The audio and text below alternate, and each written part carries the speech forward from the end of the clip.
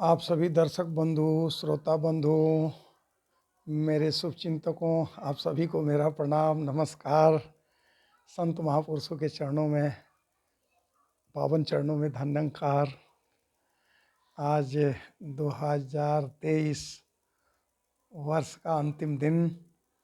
आज हम बड़े गर्मजोशी से अलविदा कहने वाले हैं और वर्ष 2023 की विदाई करने वाले हैं। और कल नूतन वर्ष, नए साल का बड़े गर्मजोशी से स्वागत भी करने वाले हैं, खैर मकदम भी करने वाले हैं, हार्दिक अभिनंदन भी करने वाले हैं, वेलकम भी करने वाले हैं।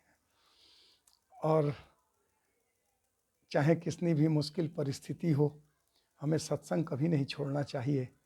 तो कल वर्ष के पहले दिन 2024 को सत्संग का, बहुत बड़े सत्संग का हम हिस्सा बनने वाले हैं और प्रभु परमात्मा से नाता जोड़े रहना चाहिए।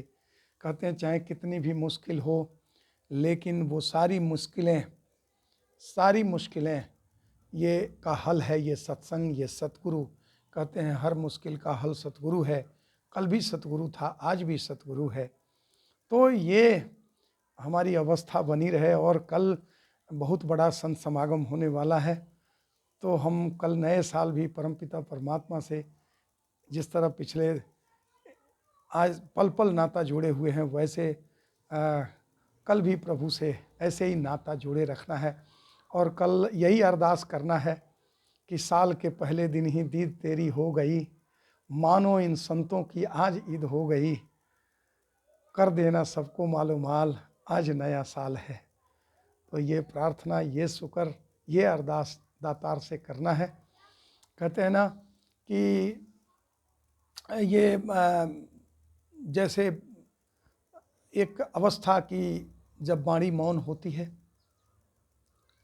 सत्संग की एक बहुत बड़ी सीख कि जब वाणी मौन होती है तब मन बोलता है, जब मन मौन होता है तब बुद्धि बोलती है, और जब बुद्धि मौन होती है तब आत्मा बोलती है, और जब आत्मा मौन होती है तब परमात्मा का साक्षात्कार हो जाता है।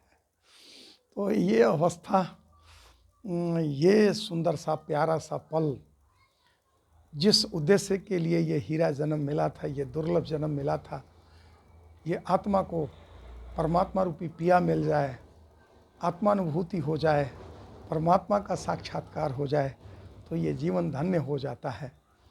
और ये अरदास, ये प्रार्थना कि ख़त्म कर देना जाते साल की तरह जीवन से सारी परेशानियाँ, प्रभु से कि ख़त्म कर देना जाते साल की तरह जीवन से सारी परेशानियाँ, सुख प्रेम धन सम्मान आदि से भर देना नौ वर्ष में हमारी तथा हमारे अपनों की दुनिया।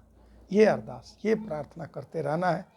और ये एहसास बना रहे कि, और ये चित्त में बसा रहे कि तेरे साये में जीता रहूं, भक्ति का रस पीता रहूं, तेरे साये में जीता रहूं, भक्ति का रस पीता रहूं, एक तू ही कहता रहूं, हुक्म में तेरे चलता रहूं, सेवा सत्संग सुमिरन करता रहूं, तू चाहे जैसा चाहे वैसा करता रहूं। कहते हैं कि ये सारा हमारा जो जीवन है, ये सारी हमारी दुनिया है। कहते हैं कि आशा चाहे कितनी भी छोटी हो, निराशा से बेहतर होती है। आशा चाहे कितनी भी छोटी हो, निराशा से बेहतर होती है।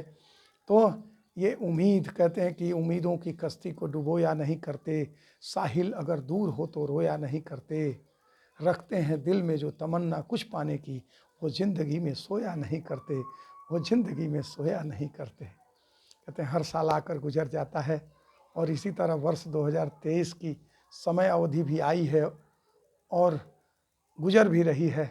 यह अवधि हमें एक सीख दे गई कि निरंकार ही एक ऐसा सत्ता है जिसकी ना कोई शुरुआत है और ना ही कोई अंत है, और यही एक है जो ठहरा हुआ है। हमने इस न बदलने वाले ठहरे हुए निरंकार के साथ ही जुड़े रहना है। तो कैसा लगा आज हमारी शुभ भावनाएं आपको समर्पित करना। ये एक हर रोज़ तो प्रेरक प्रसंग लेकर आते ही रहते हैं, लेकिन आज हम सोचे कि आपके साथ कुछ अपने ये जो भाव है आज अंतिम वर्ष के अंतिम दिन का और कल नए साल का क्यों ना आज साझा कर लूं। और अंत में आपसे ये प्रार्थना, ये गुजारिश करना कि नव वर्ष मुबारक हो तुमको, नव वर्ष तुम्हें सुखदाई हो। आप सभी दर्शक श्रोता बंधु मित्रों, शुभचिंतकों को ये समर्पित करता हूँ कि नव वर्ष मुबारक हो तुमको, नव वर्ष तुम्हें सुखदाई हो, नव वर्ष में नव आशीष तुम्हें, तुम पर प्रसन्न प्रभुराई हो, तुम पर प्रसन्न प्रभुराई हो।